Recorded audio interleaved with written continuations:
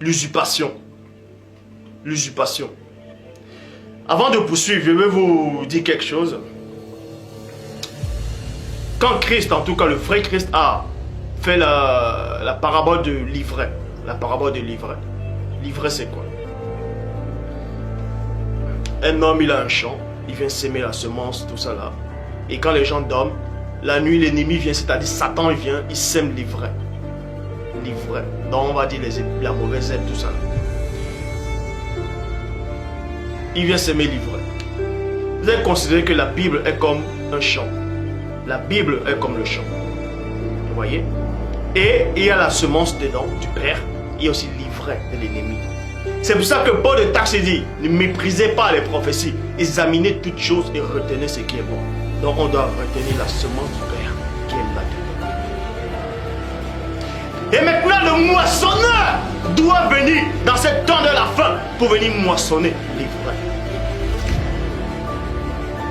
Je suis là aussi. Donc,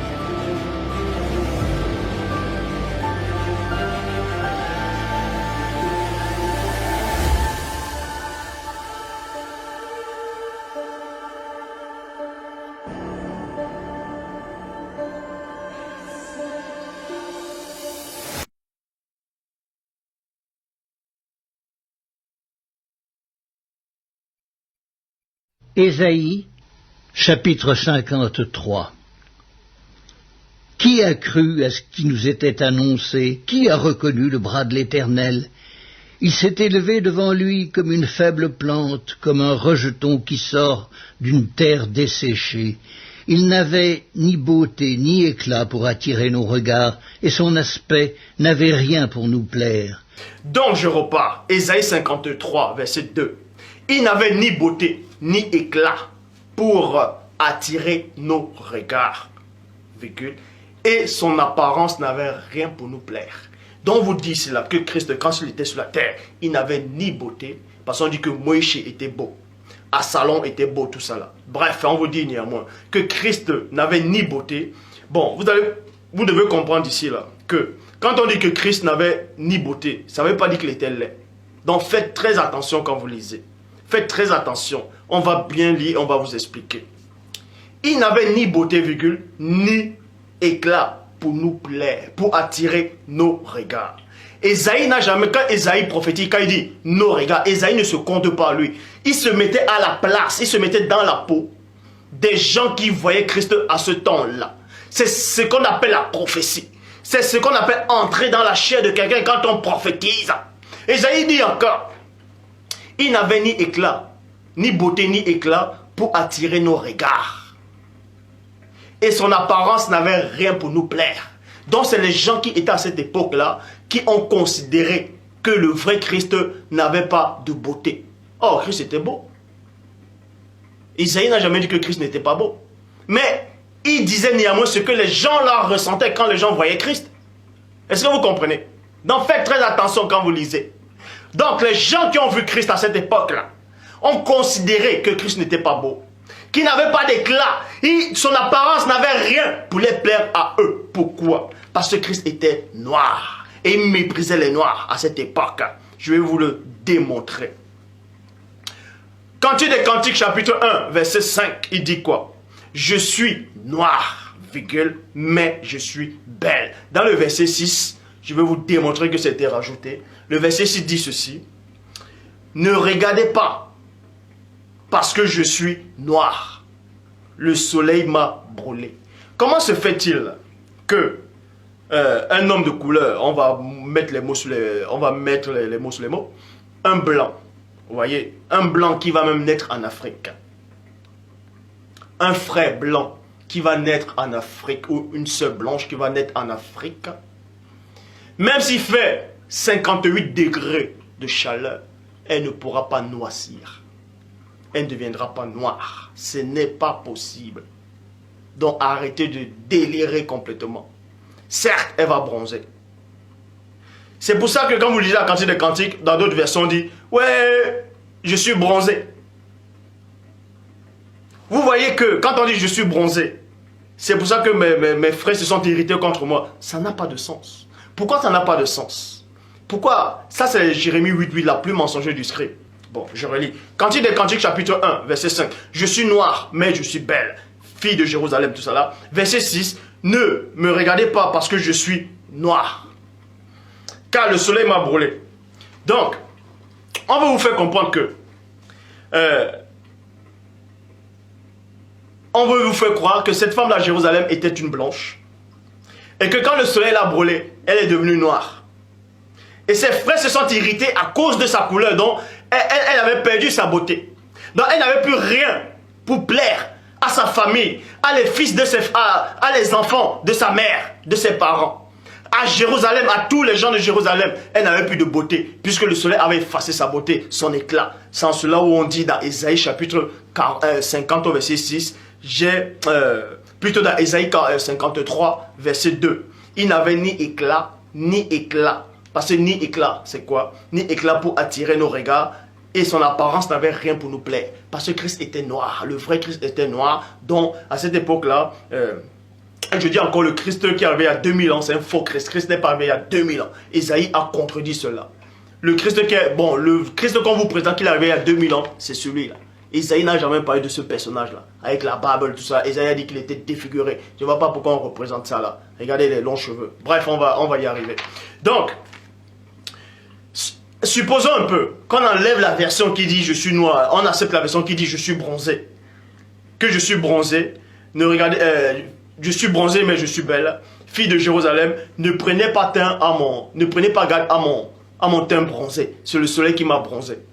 C'est pour ça que les frères, c'est pour ça que les enfants de ma mère, tout ça là, se sont fâchés contre moi. Ça ne tient pas la route. Pourquoi ça ne tient pas la route? Bon, on parle d'ici des gens de Jérusalem qui habitent à Jérusalem. Et on vous dit qu'il y avait une fille, elle était belle. Mais le soleil l'a noirci. Bon, on va dire le soleil l'a bronzé. Ça veut dire que sa famille, et forcément, selon ce qu'on veut nous faire croire, sa famille aussi était des blancs. Comment se fait-il que vous habitez dans une ville, le soleil vous brûle que vous-même, le soleil te brûle toi-même, alors que tu as des frères, toi tu es blanc ou blanche, le soleil va te bronzer. Et tes autres frères, pourquoi le soleil ne les touche pas? Aussi forcément ils vont te bronzer. Aussi il doit être bronzé puisque le même soleil qui brûle tout le monde. Donc, quand on dit le mot bronzé là, ne tient pas la route. On enlève ça directement. Ça ne tient pas la route. Le mot bronzé n'a pas lieu d'être. C'est noir. Et le soleil ne peut pas noircir un blanc. Même s'il vit dans une chaleur de 50 degrés. Le soleil ne va pas le noircir. Il ne va pas le noircir. Il va être bronzé, mais il ne sera pas noirci. Or, la bonne version dit ici, je suis noir et je suis belle, fille de Jérusalem.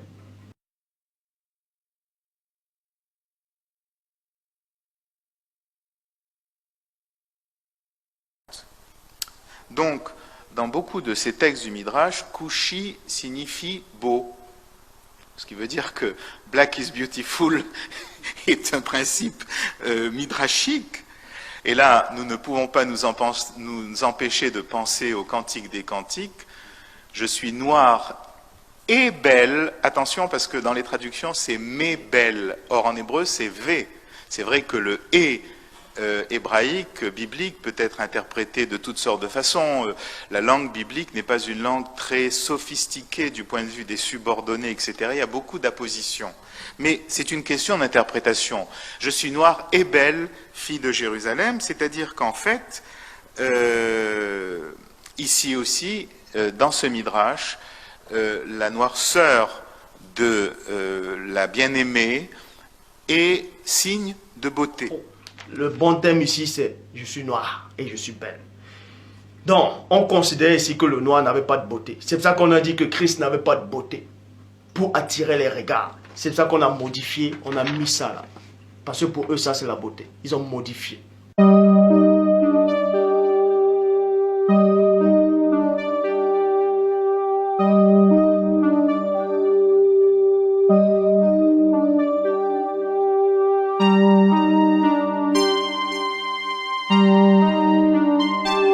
Ça c'est Satan qui est venu vous duper. Il vous avait accepté ce Christ-ci là.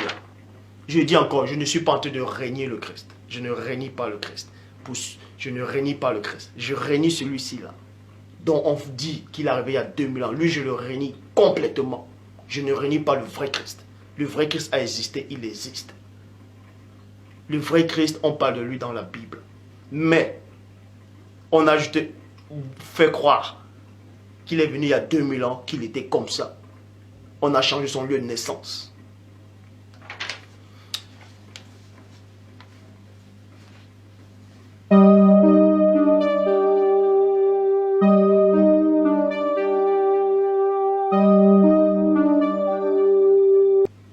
Daniel, chapitre 7. Daniel, chapitre 7, au verset 9. Daniel aussi, qui était le bien-aimé, on l'appelle aussi le fils de l'homme. Il avait une vision divine. Il dit, pendant que je regardais, on plaçait des trônes et l'ancien des jours s'assit. L'ancien des jours, c'est le Christ. L'ancien des jours s'assit. Son vêtement était aussi blanc que la neige. Que la neige. Vous voyez? Et les cheveux de sa tête, pareil. Quand on dit pareil, on n'a pas dit semblable, mais pareil. Ça veut dire c'est identique. Ses cheveux de sa tête étaient pareils à de la laine pure. La laine pure, c'est quoi? C'est pas du mouton, c'est comme du coton, comme ça là. C'est crépus. C'est crépus. On vous dit ici là que Daniel aussi a eu une vision. Il a vu le Christ. Il entre dans une vision divine. Il a vu le Christ avec des cheveux crépus. Les cheveux crépus. Daniel n'a jamais vu un Christ avec les cheveux comme ça. Non. Il n'a jamais vu ça. Il n'a jamais vu ça. Donc, Satan vient contredire Isaïe et Daniel sur le Christ qu'ils ont vu dans une vision. Christ avait les cheveux crépus, les cheveux des blacks, afro.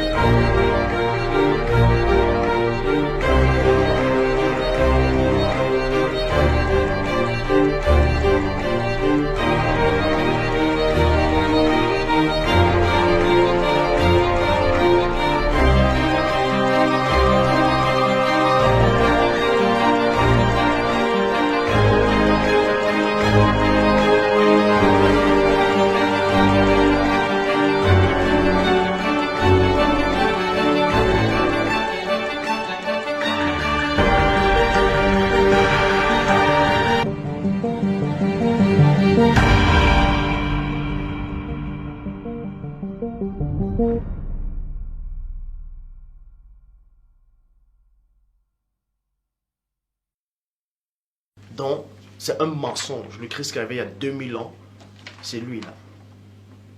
C'est celui qu'on vous a présenté. Et son visage là vient de ça. César Borgia. Vous voyez la ressemblance? Vous voyez la ressemblance? Vous voyez? C'est pendant le concile de Nicée. C'est après tout ça. Ils ont tout chamboulé. Ils ont modifié. Voilà. César Borgia. César Borgia. C'est ça. Il a usurpé le fils du père qui est venu. On vous a fait croire que c'est lui. Vous avez accepté l'image. Et maintenant, les noirs qui ne réfléchissent pas, qui n'ont pas de qui n'a aucune notion spirituelle, dit qu'il soit noir ou blanc, ça n'a aucune importance. Donc, ce que Esaïe, lui, il a vu, il décrit une scène, on enlève cette scène-là, on remplace cette scène-là par ça. Des Noirs qui ont été colonisés spirituellement, mentalement, intellectuellement, disent que ça n'a aucune importance, la prophétie que le Saint-Esprit a donnée à Esaïe. Ce que Daniel lui-même il a vu, parce que le Saint-Esprit a permis qu'il puisse avoir cette faculté de franchir le temps et l'espace. Des Noirs qui n'ont aucune connaissance viennent lui dire non, ça n'a aucune importance qu'il soit noir ou blanc, c'est la foi qui sauve. Mais si la foi sauve, pourquoi alors dans Daniel il est précisé ses cheveux étaient comme de la laine pure? La laine pure, ça veut dire quoi? C'est les poils du mouton qui n'ont pas été travaillés, donc c'est naturel, c'est crépus. Il précise ça pourquoi? Pourquoi il a précisé si c'est pas important? En fait, très clairement, je suis absolument choquée de voir à quel point l'histoire a été falsifiée et aussi encore à quel point la France est totalement encore colonialiste, n'a pas du tout réparé ses erreurs et n'est pas du tout prête à le faire. En fait, j'ai l'impression que toute notre histoire du monde, comme elle repose sur un mensonge, tout est absolument inversé. Si on fait les recherches, on se rend compte que en fait, le Christ, il pouvait être que noir, et ça d'un point de vue scientifique et aussi d'un point de vue qui était écrit dans la Bible. Déjà dans la Bible, on nous dit qu'il a la peau comme le charbon et les cheveux de laine. Et puis quant à l'ADN, on découvre que les premiers hommes étaient noirs, donc c'est l'ADN primordial. Si Dieu a fait l'homme à son image, il pouvait être que noir, il pouvait être pas blanc. Après, on se rend compte que il y a eu la falsification historique avec le pape Alexandre VI de la famille Borgia en 1490, qui nous fait voir que pareil, il y a un visage qui a été prêté, que les premières iconographies, c'était des Jésus noirs, comme la Vierge noire, et on se rend compte en fait à l'étage dans les églises, on nous met la Vierge qui est peinte en blanche, et que même les curés savent que les vierges, en fait, de base, c'est des vierges noires, mais qui nous présentent, qu'eux-mêmes appellent les usurpatrices.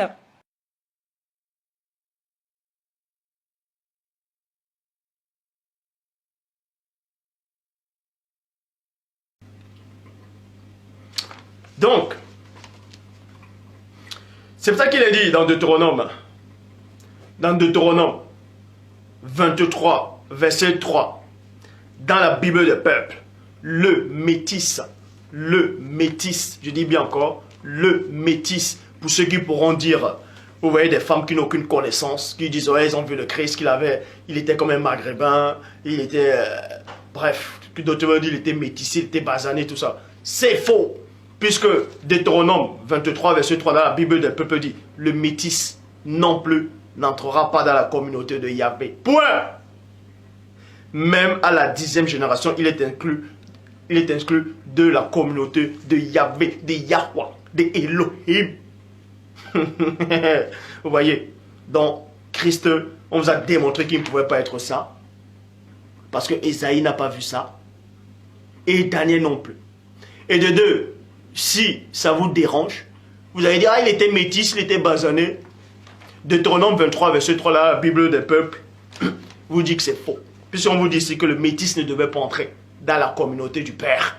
Le métis ne devait pas entrer dans la communauté jusqu'à sa 10e génération. Bible pastorale de Marais de Source, le métis n'entrera pas non plus dans l'ensemble du Seigneur, même jusqu'à la 10e génération. Tradition Jenson Darby dit quoi? On remplace le métis là, on met une autre phrase, on dit maintenant là, l'enfant illégitime n'entrera pas dans la congrégation de l'Éternel. L'enfant illégitime.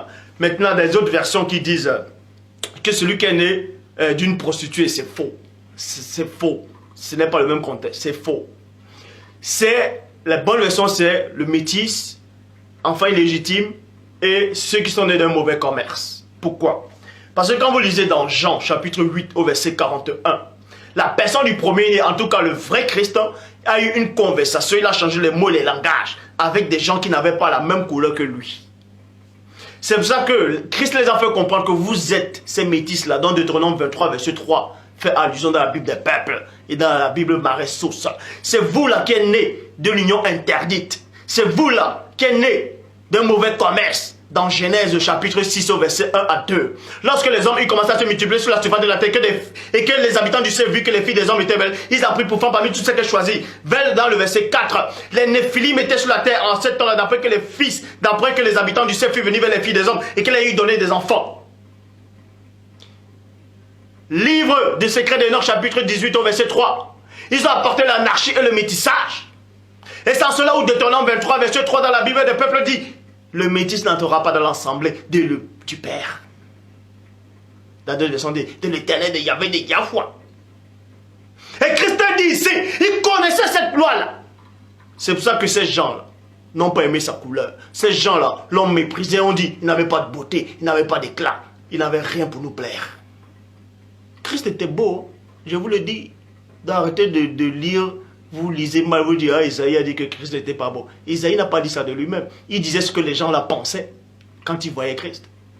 Arrêtez de délirer. Donc, on vous dit ici, Christ a eu une conversation avec ces gens-là qui se faisaient passer pour des juifs, pour des vrais juifs. Parce que eux, c'était des métis. Ces juifs-là, c'était des métis. C'était des métis. Et il y a aussi des blancs. C'est pour ça qu'on dit dans Esaïe, dans Jean chapitre 8, verset 41, vous faites les œuvres de votre Père. Point. Vous faites les œuvres de votre Père. Et les Juifs ont compris ça. En tout cas, ceux qui étaient en face de Christ ont compris ce que Christ disait. Et il dit, il répond quoi à Christ? Il lui dit 2 points. Nous ne sommes pas des enfants illégitimes. Nous ne sommes pas des enfants illégitimes. Donc, pourquoi ils n'ont pas dit à Christ que nous ne sommes pas des métis? Puisqu'ils étaient déjà métis. Mais ils ont plutôt prononcé notre phrase, nous ne sommes pas des enfants illégitimes. Et les enfants illégitimes ne devaient pas entrer dans l'assemblée de Dieu. Parce qu'ils sont nés d'un mauvais commerce. Selon la Bible. Je dis bien. Et Christ les a fait comprendre ça. Que vous n'êtes pas de Dieu. Vous êtes venus du diable. Vous êtes venus du diable. Vous êtes de la descendance du diable. Vous êtes nés d'un mauvais commerce. Et ils ont dit, nous ne sommes pas des enfants illégitimes. Nous avons un seul Père, Dieu. Christ dit, mais si Dieu était votre Père, vous m'aimeriez. Donc,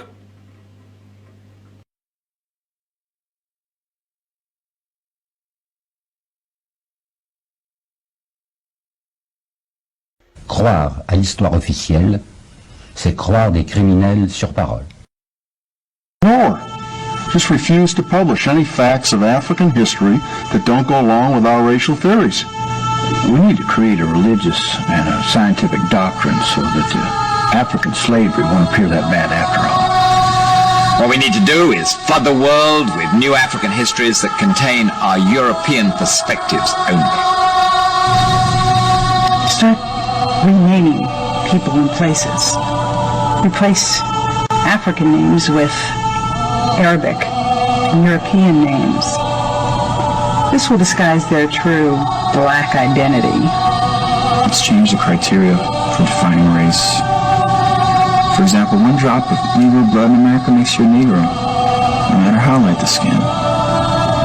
Yes, and when reporting ancient African history, reverse the standard. No matter how dark the skin, woolly the hair, or thick the lips, you don't have to be a Negro. When black contribution to civilization is too obvious, let's find a way to attribute it to outside white influences. When all the ancient historians contradict your theory. The relationship was published, Amistad was made. I think it was perhaps a remedial effort to put the genie back in the bottle. It was set in a thoroughly Christian New England. The actual center of the American slave trade was at Newport, Rhode Island.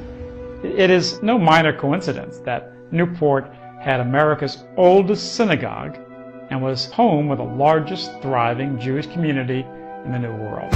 Although Spielberg portrayed the horrific slave trade as thoroughly a Christian affair, here are some words of the major Jewish history of the early Americas called New World Jewry. It's by S.B. Liebman and the American Jewish Historical Society. He wrote about those who owned and manned the ships, the perpetrators of this mass human cruelty and murder. Quote, They came with ships carrying African blacks to be sold as slaves. The traffic in slaves was a royal monopoly, and the Jews were often appointed as agents for the crown in their sale. They, the Jews, were the largest ship chandlers in the entire Caribbean region, where the shipping business was mainly a Jewish enterprise. The ships were not only owned by Jews, but were manned by Jewish crews and sailed under the command of Jewish captains.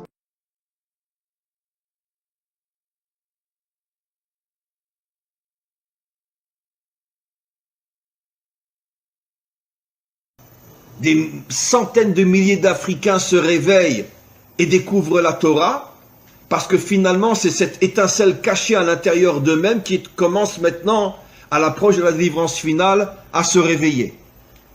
Je vais vous expliquer quelque chose d'extraordinaire. En hébreu, le mot noir se dit kushi. Alors bien sûr vous ne connaissez pas l'hébreu, mais faites-moi confiance. Le mot kushi s'écrit en hébreu Kaf Vav Shin Yud. Kaf Vav, vous savez qu'en hébreu, chaque lettre a une valeur numérique, ce qui nous permet de pouvoir faire des correspondances entre des mots différents s'ils ont la même valeur numérique. C'est un des génies de l'hébreu, de pouvoir expliquer le sens d'un mot par rapport à un autre mot qui a la même valeur numérique. Alors, les deux premières lettres du mot kushi, qui veut dire noir en hébreu, c'est Kaf Vav, qui a pour valeur numérique 26. 26 est la valeur numérique du nom de Dieu.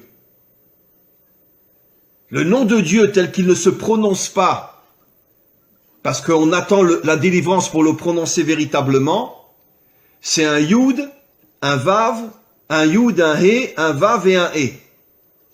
Et ce nom de Dieu qui figure dans toute la Torah en hébreu a pour valeur numérique 26.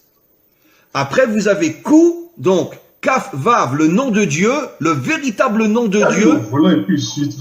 Le véritable nom de Dieu dans le mot, donc qui fait allusion aux Africains, aux Noirs.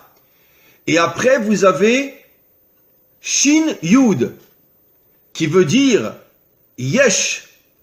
Ça veut dire que Kushi signifie Yesh Hashem, il y a Dieu. Ça veut dire que dans l'Africain se trouve Dieu. C'est absolument incroyable. Dans les peuples africains se trouve le Dieu authentique qui a pour nom Yudke Vavke. Incroyable. Ça veut dire que caché à l'intérieur des peuples africains se trouve le véritable Dieu. Et c'est pour ça que en hébreu on appelle le noir Kushi, qui fait allusion à Yesh Havaye, Dieu se trouve à l'intérieur des peuples africains. Incroyable. Incroyable. On va aller plus loin. Là, vous vous tenez bien, vous attachez vos ceintures pour pas tomber. Le mot Mashiach. Mashiach en hébreu, c'est le Messie. Le mot Mashiach, quand on tourne les lettres sans les changer, les deux premières lettres, c'est Mem Shin, qui veut dire Shem. Shem, c'est l'identité. Quelle est l'identité du Mashiach? Les deux premières lettres du mot Mashiach signifient l'identité. Et après, on a un Yud et un Chet, qui sont les deux premières lettres de Israël et Cham. Israël, Yud, Cham, l'origine des peuples africains, comme on va le voir dans quelques instants. Ça veut dire que le Mashiach porte l'identité du peuple d'Israël et des peuples africains. Vous avez entendu ce que j'ai dit? Faites très attention. C'est pour ça qu'il est dit dans Malachie chapitre 2 au verset 11. Judas s'est montré infidèle. Judas s'est montré infidèle. Et une abomination. Quand on dit abomination, ça veut dire que c'est grave. Une abomination a été commise en Israël et à Jérusalem.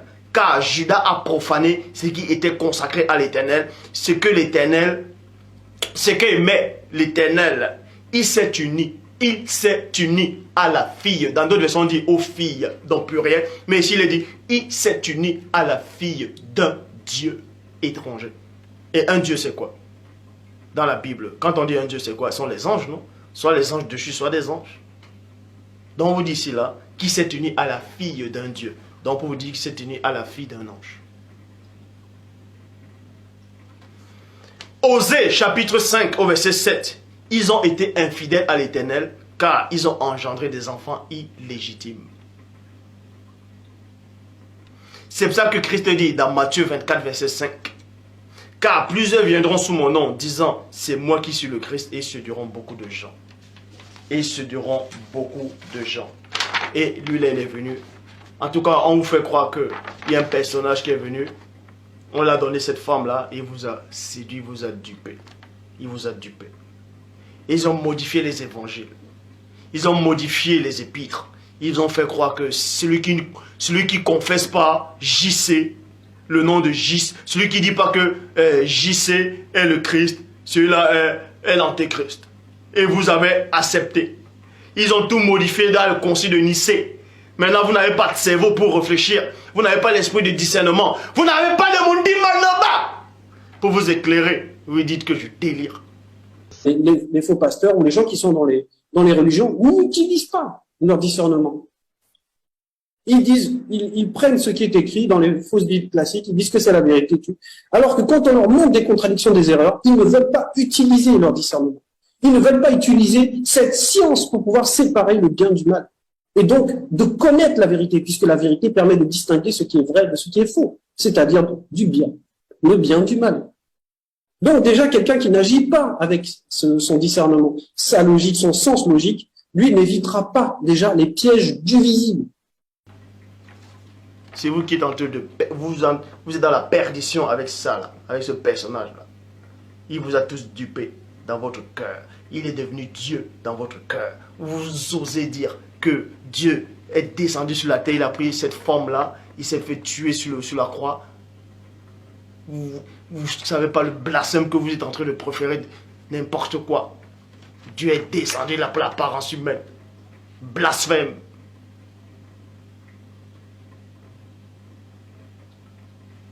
JC est Dieu, JC est Dieu. Donnez-moi un seul verset où il dit qu'il est Dieu. Christ n'a jamais dit qu'il est Dieu. En tout cas, le vrai Christ. Vous voyez des gens qui n'ont pas de cerveau, ils disent non, Jean 10:30, moi et le Père, nous sommes un. Ça veut dire que, ça y est, il est Dieu.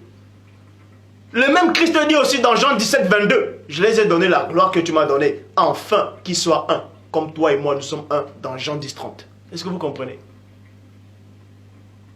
Le Christ dit, je m'en vais au Père, car le Père est plus grand que moi. Comment se fait-il qu'il va dire que je suis plus grand que lui, qu'il est plus grand que lui-même encore? Vous voyez, il y a des fausses versions qui disent dans 1 Jean 5:20 que nous savons aussi que le Fils est venu et qu'il nous a donné le véritable et qu'il nous a montré le véritable. Et nous sommes dans le véritable en son Fils, JC. Et c'est lui, JC, qui est le Dieu. C'est ce que les gens disent. Véritable et la vie éternelle. Ça, c'est faux. Puisque si on accepte ces versions-là, ça contredit Jean 17:3. La vie éternelle consiste à te connaître, toi, le seul vrai Dieu. Point barre. Donc je le dis encore, Christ, votre Christ soi-disant qui est arrivé il y a 2000 ans, c'est ça là. Et Ésaïe a contredit ça. Daniel a contredit ça. Deutéronome 23, verset 3, la Bible des peuples a contredit ça. Oui, puisque la spiritualité est une question de race. Ça vous plaît pas, c'est pareil, c'est comme ça. La race noire, c'est la race originelle. C'est la race spirituelle. D'accord? Donc, qu'est-ce que fait le fourbe lorsqu'il a conscience que cette race-là, cette unité-là, il va faire en sorte de diviser cette race. Il va les dresser les uns contre les autres. Il va instaurer le tribalisme pour affaiblir le potentiel de la race noire. Parce qu'il a vraiment un potentiel. Cette race noire a vraiment un potentiel.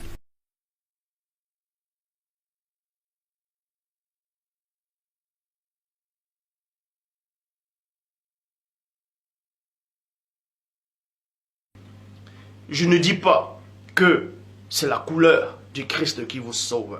Mais il faut connaître la vérité. Et cette vérité va vous affranchir. Parce que si vous refusez la couleur que Christ avait et qu'il était noir, vous allez forcément accepter ça.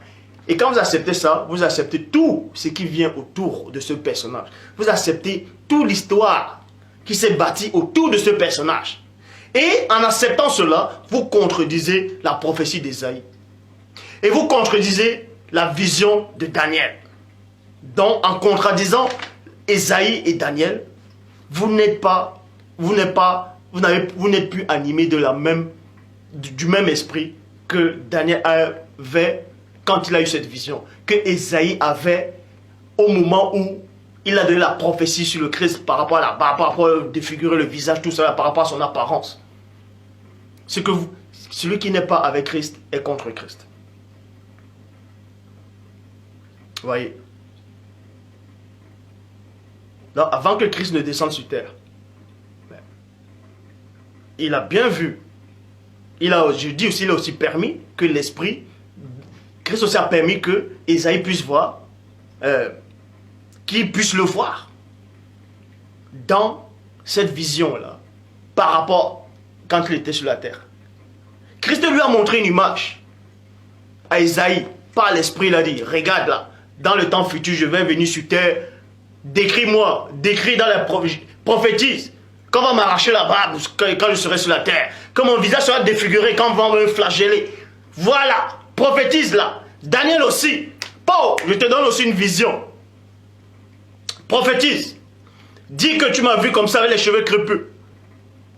Et maintenant, les gens qui n'ont aucune connaissance disent, ah, ça n'a aucune importance. Donc, ce que Christ a voulu qu'on montre de lui quand il était sur terre n'a aucune importance. Dans ce cas, maintenant, écoutez donc ce que le vrai Christ dit. Celui qui n'est pas avec moi est contre moi. J'en ai terminé, que le Père soit glorifié.